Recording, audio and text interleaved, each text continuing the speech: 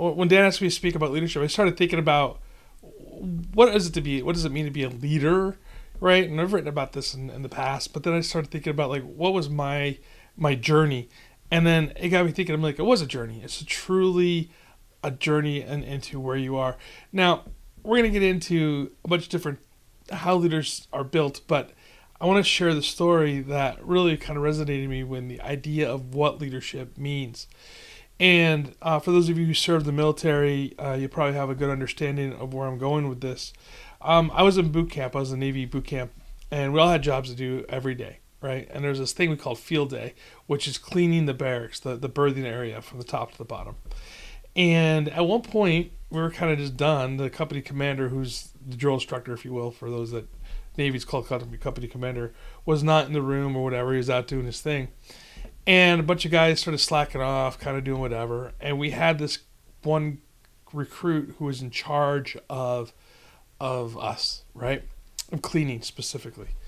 And his name was Maxwell, was his last name. And I remember he was a big dude from Texas, kind of a cool guy.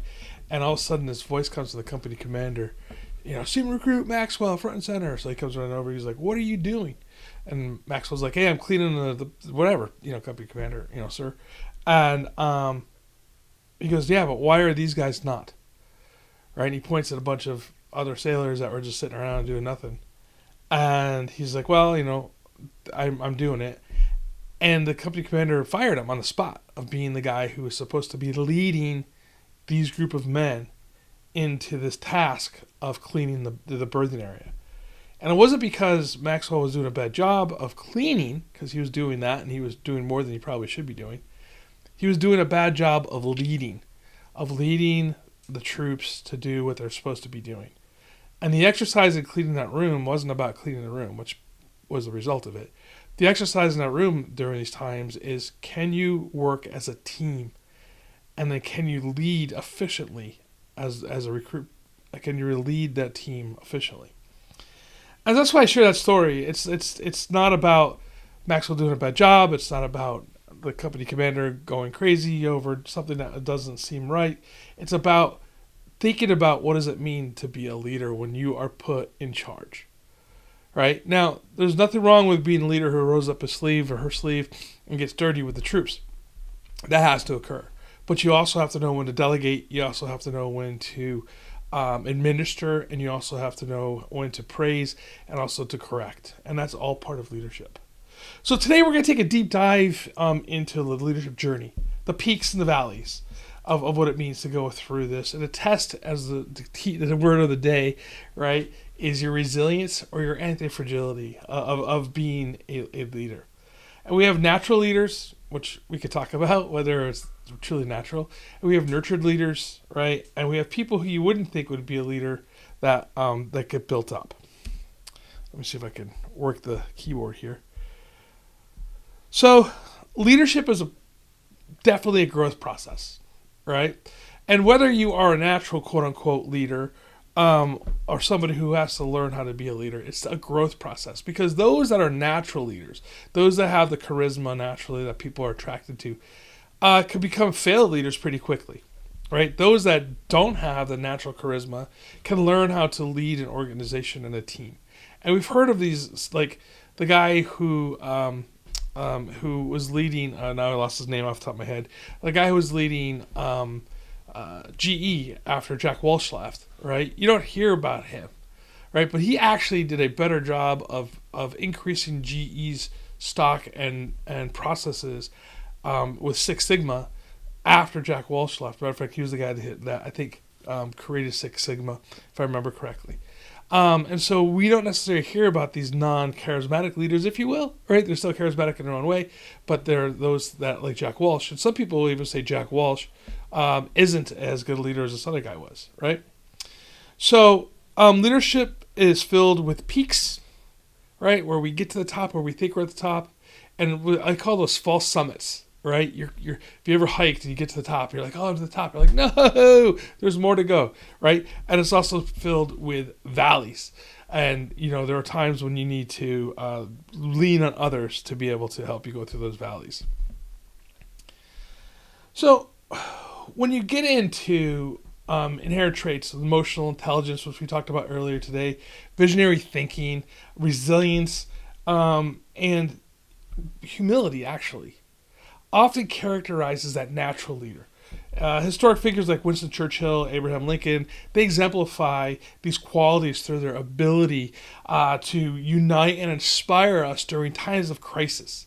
And as emergency managers, we sort of fall into that level, right? Where we need to be able to inspire people during crisis, whether it's our team in the emergency operations center or whether it's the people who we are serving. We need to be able that person who can inspire. And it's also through significant personal growth and political challenges that sometimes we learn these things.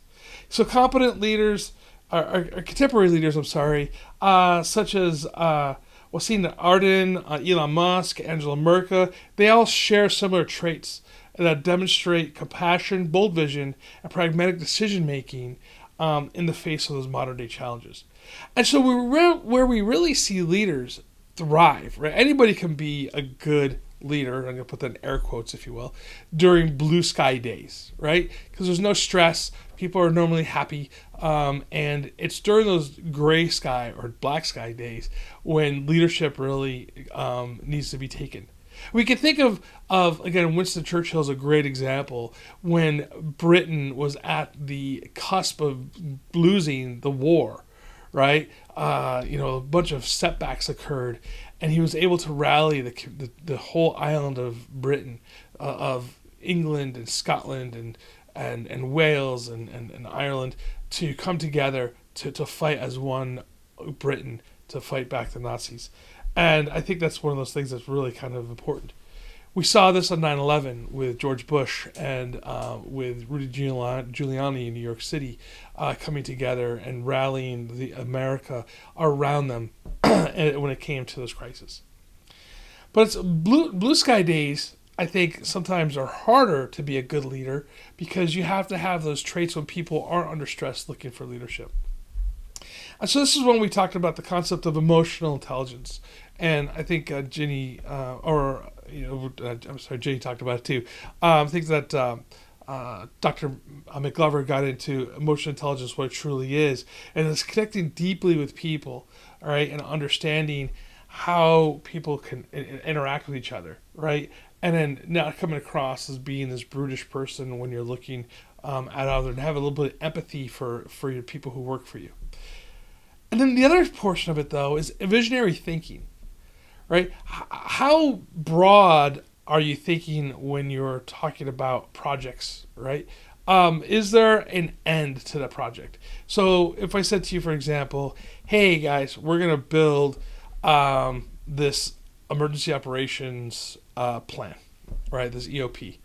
And you're like, okay, great. And then I just kept adding annexes and annexes and annexes and annexes and annexes. At some point you're going, am I ever going to be finished with this plan? Is it ever going to become operational? Right? And so there can be something that could weigh heavy on your team.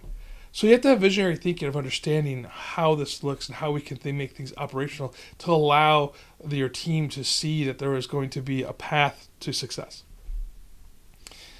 And resilience and robustness, right? Preserving through the crisis and maintaining that exposure.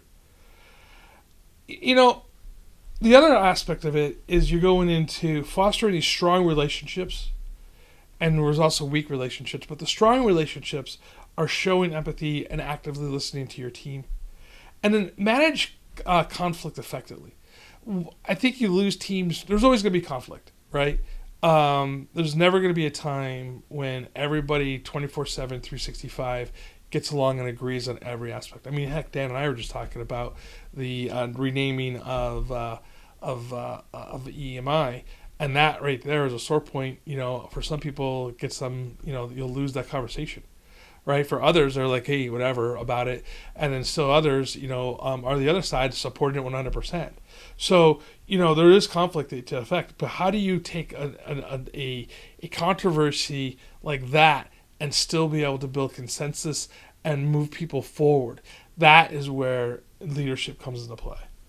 And you have to inspire loyalty as well. And loyalty is given and taken. And what I mean by this is you can't expect people to be loyal to you only if you're not loyal to the people who work with you and who are part of your organization. So as we talk about the visionary thinking, seeing beyond the current limitations and taking those calculated risks, right? We talked about the idea of resilience, preserving through crisis and maintaining that composure. And then humility, prioritizing the well-being of others over your personal gain. And so what does this do? It creates what we would say a humble leader, right? Which is fostering a culture of collaboration and encouraging open dialogue and inspiring that loyalty. So these traits of emotional intelligence, visionary thinking, and resilience and humility, they define those natural leaders. These are traits that in some cases people just have. They're not, but sometimes those natural leaders don't rise to the occasion, and sometimes they do. So we talked about Winston Churchill as an example of where that was. And, if you ever been inspired by a leader's speaking, his speeches about rallying people around, listen to Winston Churchill and what he told the people of England. And I think if you guys go take a look at this, it's amazing. Now let's talk about contemporary speaking, right? The Prime Minister of New Zealand, she led the nation through a small nation as it is through the Church Christ mosque shootings, and then the COVID pandemic, and so it was her calm, empathetic response during these national crises that had people rallying around her, and her ability to connect to the public, leading through compassion. And I think that's the part that we miss at times, is that we could be technical, and technical is good, but it comes across as being cold. And when I was working as a paramedic and I had preceptors underneath me, I would tell them, hey, you can be the most technical paramedic out there. Skills are going to be great. But the minute that you have bad bedside manner, that you're cold fish type guy or gal for that matter, that's when the people don't trust you. And so you have to be able to have that compassion and empathetic when you're leading people who are in a crisis, because they want to know that you care. And so it's a blend of those natural and those nurtured traits of leadership, of her leadership, that makes a difference. So what is I see I'm terrible with this is why I normally don't do slides, because I'm very bad with slides. There's Winston Churchill, everybody, if you can see what he looks like. And there's our leader from New Zealand. So now we're looking into Abraham Lincoln in a second here.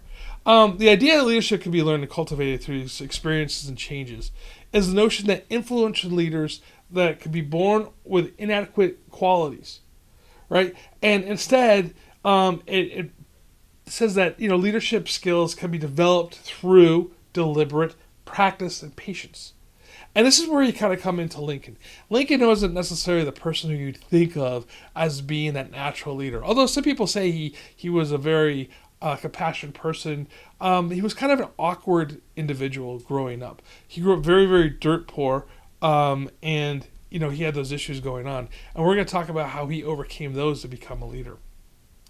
But also, let's talk about Dwight Eisenhower for a minute, going back to World War II. So Dwight Eisenhower, this is a guy who, through his military career, was brought up to lead people.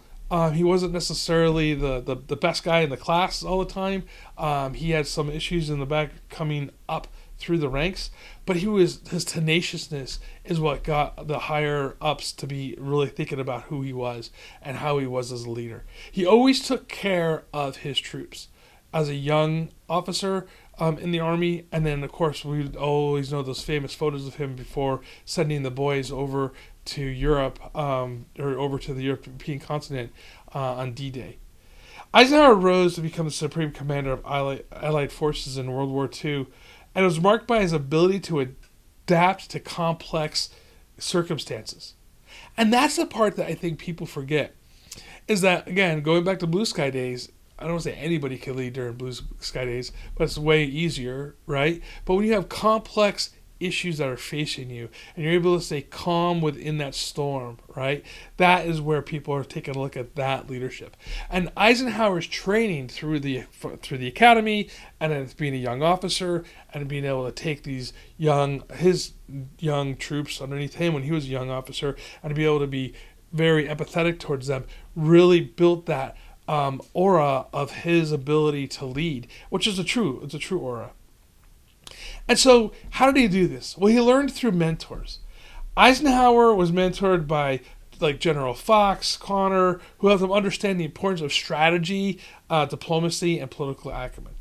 And adaptability. Eisenhower learned to navigate these complex multinational military operations with the diplomacy part. Right? We had Patton, who was a general, a great tactician, but he had zero diplomacy. Right? Matter of fact, Patton in some places caused more issues than he solved. Right? Eisenhower took time to reflect on his decisions, reflect on the decisions of others, to read and to understand the history of what was coming before him. And I think that's one of those things that we forget, is that you need to, as a leader, develop these deep traits of understanding. It's a commitment to self-improvement. It's a commitment to you're here today, right? And so this is a really good example of you taking that step to self-improvement. Learning through adversity, right? I learn best when I make the biggest mistakes, all right? And you should not be afraid to make mistakes. I think those who consider themselves leaders and are timid to make mistakes will never be a great leader. I'm not saying that I'm a great leader by any means, but what I'm saying is that they will never rise to that effect, right? Eisenhower was not afraid to make mistakes. Neither was Patton, for that matter. But Eisenhower was not afraid to make mistakes and learn from those mistakes and talk about those mistakes and talk with his confidants that are around him to see how he could learn from them. And then he would lead by example. So when his troops made mistakes, he wouldn't jump down their throats and destroy them. He would make them learn from those mistakes as well, right? In a positive, constructive way. And so he's building this leadership through collaboration, learning, and that's the most important part of what we're talking about there.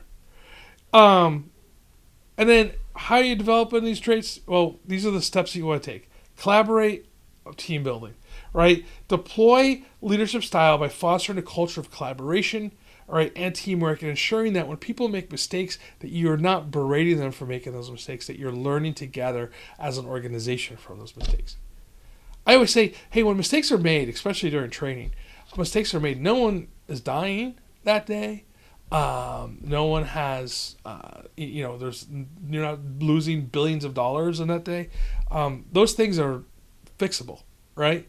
So that's when you want to learn. You want to learn during these times when making those mistakes don't hurt. And you do that through continuous learning, all right? And then again, balancing, and this is going to be a theme you're going to hear here, balancing the empathy through tough decision making, right? So there are times that, if you have somebody who's working on your team who's not necessarily doing well in that team, maybe it's shifting them around in the organization to see where they fit better, or maybe you just have to say, hey, we're going to have to cut our ties in the organization and send you out to someplace else where you will be able to be better. Because if you're not able to do that, then they may just sit and rot in a position that's not fair to them or to you. Now, on the other side of that too is reflect on yourself, right? If your teammate isn't doing a great job, what are you doing to make them better, right? And so that's leadership through trial and error. And we're going back to learning through failure, balancing the competing interests, right? You want to have those perspectives to make decisions that are comprised without losing the sight of those long-term goals. Get everybody on the same page. There's another, and I didn't really get too deep into this one here. We'll get into Abraham Lincoln in a second here, but it was the Collins. Jim Collins wrote this book, From Good to Great, and he talked about the concept of getting the right people on the bus. And it doesn't make a difference where they're sitting in the bus, right? As long as you're the right person, and you can shift them in the seats where they can be comfortable and where they can do the great job. And that's this concept here of learning from failure and balancing those competitive interests and those adaptability, and to be able to take those three traits and to be able to put them towards your organization and to the people who are working for you to be able to the better and best organization. And then this process of developing these leadership traits, and I'm going to go over these 5 processes right now. And it's self-awareness, so it's understanding your own strengths and your weaknesses. And there's another thing I want you to understand about your strengths and weaknesses is that we used to spend hours upon days upon years upon months, forever, right, trying to fix those weaknesses. And I'm not saying that you shouldn't work on your weaknesses, but understanding those weaknesses is something that you might not be able to do well ever, right? You might be able to become a little more proficient in it, but maybe you don't do it well. And so what you want to do is you want to work within your strengths, right? And find people who work within your weaknesses as strengths, right? So a good example is if you don't write well, right? Not everybody's a great writer. If you don't write well, then you find somebody who's a great writer, have them do the writing. If that's, that's their strengths. If they don't speak well, if they're not great at giving oral presentations, right? Don't make them learn how to speak well. Have somebody who knows how to speak. Maybe you're the one who can speak in front of crowds, and put yourself into that shoes and speak to the crowds, right? So they can write your speeches for you, right? So it's kind of that way, right? So you're working with your strengths. This is as an example. Continuous learning, we talked about that. Reflection and adaptation. Reflection is key to everything, right? So again, talked about how Eisenhower would take that time to reflect on his decisions, good and bad, right? You should take the time to reflect on your decisions, good and bad, and to see how you are being perceived in your organization. And face those challenges head on. Sometimes we don't want to face challenges. It's easier just to ignore them or to walk away from them. Leadership, you need to face those challenges head on. And the nurtured leader, like you might be the natural leader, but if you are afraid to do challenges head on, that's one of those things that need to be nurtured through you, right? And sometimes a nurtured leader it does better at facing those challenges because they see them as what it is a challenge and a way to grow. I think that's kind of an interesting fact. And again, collaboration, team building, and relationship building are those areas that you need to work on as well. So why am I bringing this up? Abraham Lincoln. Abraham Lincoln was this guy. He was a deep thinker. He was a smart man, but a very awkward person. When he was in Illinois in the House, I guess it's their lower house, right? I don't know if I remember, it was the assembly. He started to learn how to lead in that group. And it got to a point to where there was a vote coming up. I forget what the vote was for. But the Democrats were saying, hey, we're going to make this vote occur. And the Republicans, with Abraham leading the group, all snuck out of a bathroom window so they didn't have to be on the floor to vote, so they could have quorum. And it's just, I tell that story because I think it's really interesting.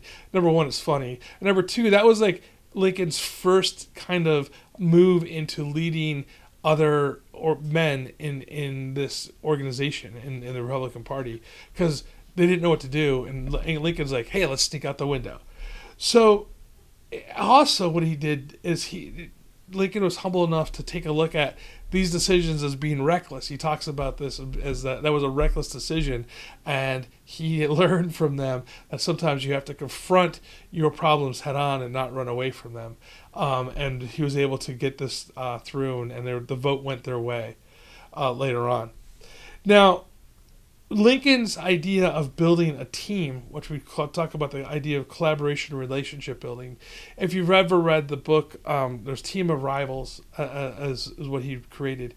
He took people who he disagreed with to the core, and put them on his cabinet, and he had the two members of his cabinet. He would refer to them as the, oh my gosh, I just lost the name of, was it not Venus? Mercury was one, I think it was Neptune. Anyway, so basically they were the opposites of each other, so cold and hot. Um, and he wanted to hear both sides of those stories, and those were these two guys who were completely opposite of each other became the people that Lincoln would go to for counsel separately to hear their points of view because they were such opposite points of view, right? And so that was how he was bringing these teams together. And so he would reflect on these decisions that he was making and continuously learn to lead. And Lincoln learned through failure. And his biggest failure he would talk about is the fact that he was not able to stop the Civil War from starting. But his biggest triumph was saying, "I will not allow this nation to stay divided." And I think that's a really good example. And so he worked through these trials and tribulations and was that calm leader. And there were times during his administration where he almost almost lost the war, right? Multiple different battles, and then he almost lost the presidency. He had to run an election in the middle of this war. So, did he make great decisions that were always popular? No. Did he make decisions that he thought were going to be best for the country to keep it together? Yes, and that's why I think if you want to study leadership, studying Lincoln is one of those presidents that you should take a look at.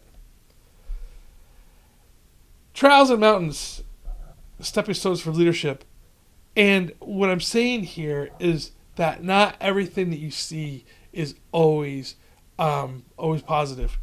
When we think of Steve Jobs, we automatically think of the iPhone. He was the guy who invented this, or at least his company. The company did when he was in charge. And other Mac products. I'm sitting here with an Apple computer in front of me today. What he did is at some point, they made a couple decisions that, weren't that great before the iPhone. And the board ended up firing him. He lost his company. The company that he started literally with a couple of guys in college in his garage with, just creating these circuit boards that he created from there. And so, he ended up losing his company. He kind of hung around. He did a couple of different things. He created this thing called NEXT, and then he also helped foster Pixar, where he bought Pixar and made it come to, not necessarily complete commercial success, but pretty good. And so he laid the groundwork that would later become Apple's resurgence.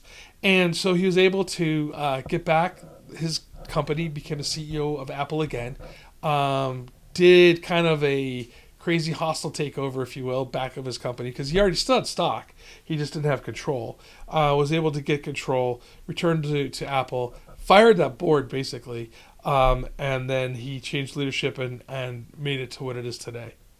So I highly recommend reading Steve Jobs' book. He did not write it. It's a quite lengthy book, but it really delves into like what he was thinking and what he was about. And I used to kind of think that Steve Jobs was an odd guy. He still is an odd guy, but I read the book and I really got to understand what this was. And so Jobs' initial success was his drive, right? And the odd part about it, that was part of his downfall, was his drive of not listening to the people around him when they were saying, hey, this other computer program a project that you're making is not going to work. And he's like, I don't care what anybody else says, this is what it's going to be. And his ego kind of led him to his downfall. He still had a big ego afterwards, but he kind of put himself in check, and he did a couple different things that made it so his ego wasn't just out of control any longer. But that was one of those things I thought was interesting about him, is he was able to reflect on that and go, okay, I know where my shortcomings are, and then being able to work on them and have people around him that will keep him in check. So his success, his failures, and eventual return to Apple, all was on him, and he understood that. He never blamed anybody else. He always blamed himself. He refined his visionary through adversity, right? When he lost his beloved company and had to really go internal to take a look at this. and then his leadership involved those setbacks and wins. It's the peaks and the valleys. I want to talk about Ben Franklin now, overcoming the odds. We think of Ben Franklin as being this guy who was one of the founders, or well, he is one of the founders of the United States. And there's a couple of reasons why he was that guy. One is he was one of 17 children. He was born to to a family who made soap and candles, and then his brother was a printer, and became a slave, if you will, to his older brother. And so because of this, he hated the concept of this tyranny of people being able to hold things over you. And he had this like lifelong disdain of arbitrary power, and distrust for anybody who would take those positions like that. And then he earned success through being cunning and interesting, right? And what I mean by this is he created almanacs. He would write letters to the newspaper under assumed name, the do-good letters. Mrs. Silence Dogood was his pseudonym for those letters he pinned, and he would destroy his brother in those letters, which is kind of funny. And so when he escaped the oppression, he didn't want to ever have anybody else have the same oppression that he lived under, and that's why he fought so hard. He was an avid anti-slavery person too, by the way. So that was his remark. The reason why I put him on here I found the photograph, I searched for this, with the fire helmet on, is he actually created the first fire service in the United States in Pennsylvania. He actually also created an insurance program where his fire company would only go put out fires at the homes that he insured. So I thought that was kind of funny. But it's just the lessons of it, that he was somebody who was always thinking and always, again, reflecting. Matter of fact, he created he had a book, and it's talking about the 13 virtues, and he strived to live those 13 virtues. And he said he failed miserable at them. Temperance, for instance, is one of those ones that he failed miserably at. But he tried, and he strived for it, knowing that he wasn't always going to be perfect, but these are the things that he felt were ideal to be living towards. And so he wrote a book. He had a binder, I should say, a notebook, where he would take notes on whether he was being temperate, and he'd put these little X's in this graph that he made to make it work. Like I said, didn't always work for him, but that was what he did. But I find him a very fascinating character in leadership, because he is somebody who really put his own fortune and name on the plate against the crown. And he didn't necessarily want to do this. He didn't necessarily not want to be part of England. He thought of himself as an Englishman until he went to England and was particularly told that you weren't English, that the Americans weren't English, and that they didn't have the same rights. And he said, no, I won't live under that tyrant rule. All I want to have is representation in the House of Commons.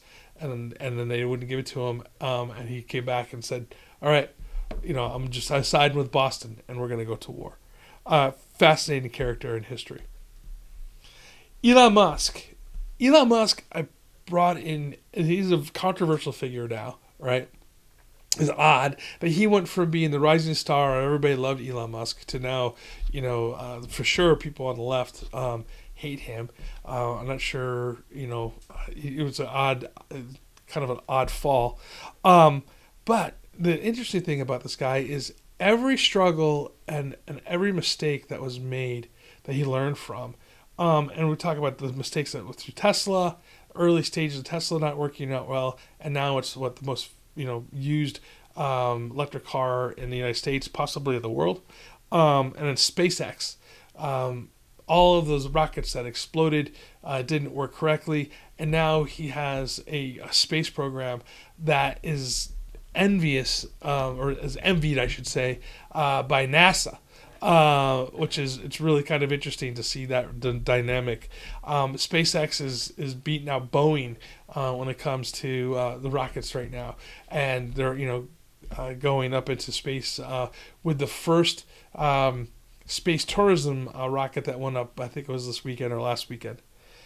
So he is a guy who, again, very, very smart, interesting person in that aspect of things, and he was perseverance through some trials and tribulations, and he's making groundbreaking innovations. And he is another guy who you look through the stuff. He fires people on a pretty regular basis, not necessarily because they're not agreeing with him. He likes to have somebody who doesn't agree with him around him, but if he feels that they're not living up to the expectations of where they put themselves. So I find that kind of an interesting take as well, that he expects to have people be like him. Right. What I mean by like him is somebody who can push through adversity, push through the pains, and still work through the problems. And find that. So another guy who, if you want to take a look at, good, bad, or indifferent, he has some very interesting takes on things. And the last person I want to talk about is this concept of courage to lead and personal transformation. So this section, we're going to talk about the profound impact of personal transformation and it has effect on leadership. And it's just not about managing teams. It's not about solving problems or making decisions on a regular basis. It also involves navigating those internal challenges that shapes the leader's mindset, their character, and the approaches.